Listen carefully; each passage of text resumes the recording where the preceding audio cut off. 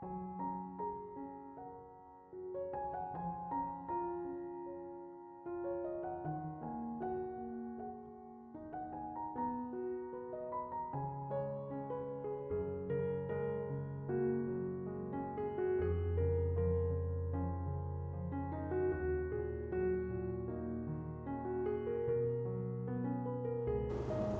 Ibu, Saudara-saudari, adik-adik kaum muda yang terkasih, Shalom, berkah dalam.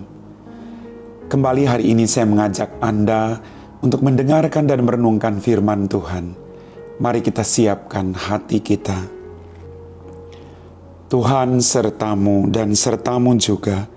Inilah Injil Yesus Kristus menurut Santo Lukas. Dimuliakanlah Tuhan.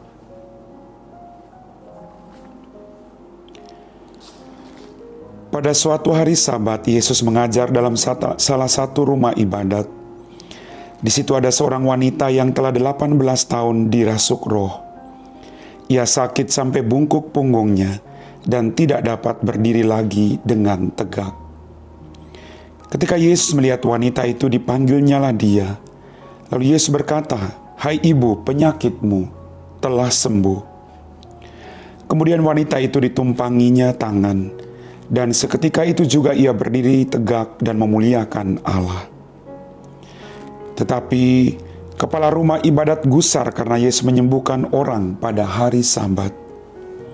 Karena itu datanglah lalu ia berkata kepada orang banyak, "Ada 6 hari untuk bekerja."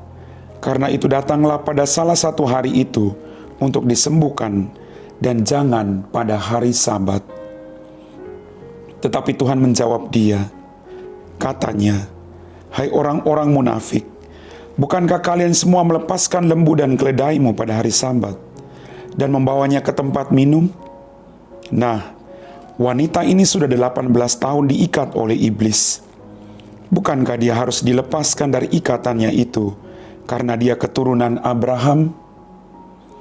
Waktu Yesus berbicara demikian, semua lawannya merasa malu. Sedangkan orang banyak bersuka cita karena segala perkara mulia yang telah dilakukannya. Demikianlah sabda Tuhan. Bapak, Ibu, Saudara-saudari, adik-adikku yang terkasih, dalam bacaan Injil pada hari ini, saya dapat merenungkan bahwa hukum cinta kasih harus ditempatkan di atas segala-galanya. Jangan sampai kita mengorbankan kasih hanya dengan melakukan hal-hal yang tidak terlalu urgen dalam kehidupan kita. Dalam bacaan Injil pada hari ini, wanita yang sudah 18 tahun dirasuki roh jahat, bagi Yesus, dia perlu disembuhkan. Dia juga harus menikmati kebahagiaan yang datang dari Allah. Yesus punya hati yang berbelas kasih. Yesus tidak tinggal diam terhadap penderitaan orang-orang yang ada di sekitarnya. Bagaimana dengan kita? Apakah kita punya disposisi batin yang sama ketika melihat orang lain menderita, lalu tergerak hati untuk membawa mereka keluar dari pergumulan serta penderitaan hidup mereka masing-masing? Bapak, Ibu, Saudara-saudariku yang terkasih, keselamatan jiwa raga adalah di atas segala-galanya. Hukum menata dan menjamin kehidupan yang adil dan aman. Semakin beriman, hendaknya kita semakin bersikap adil dan penuh kasih kepada siapapun dalam kehidupan kita.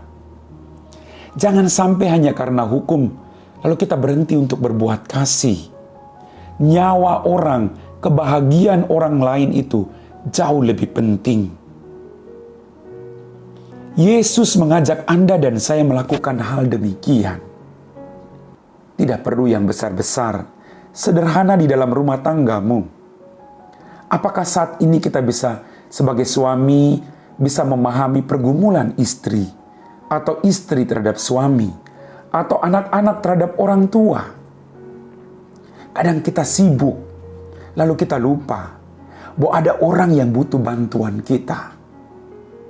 Kadang kita sibuk mendekatkan orang yang jauh, lalu orang yang di samping kita begitu jauh dari kehidupan kita. Mari, kita ingin menjadi berkat bagi orang-orang yang ada di sekitar kita, terutama keluarga kita masing-masing. Kita mohon rahmat dari Tuhan, agar kita punya hati yang penuh dengan belas kasih, dan mengutamakan keselamatan di atas segala-galanya. Amin. Bapak, Ibu, saudara-saudari, adik-adikku yang terkasih, kita telah diteguhkan oleh firman Tuhan. Mari kita siapkan hati kita untuk berdoa. Dalam nama Bapa dan Putra dan Roh Kudus. Amin. Ya Tuhan Allah Bapa kami dalam kerajaan surga, terima kasih Tuhan atas rahmat kehidupan, berkat berlimpah yang masih Engkau berikan kepada kami. Ampuni dosa dan kesalahan kami. Berkatilah pekerjaan kami, agar apapun yang kami lakukan membawa harapan dan keselamatan bagi orang-orang yang ada di sekitar kami. Tuhan, jauhkan kami dari sakit dan penyakit. Sembuhkan mereka yang ada di rumah mereka maupun di rumah sakit, yang sedang mengalami sakit penyakit.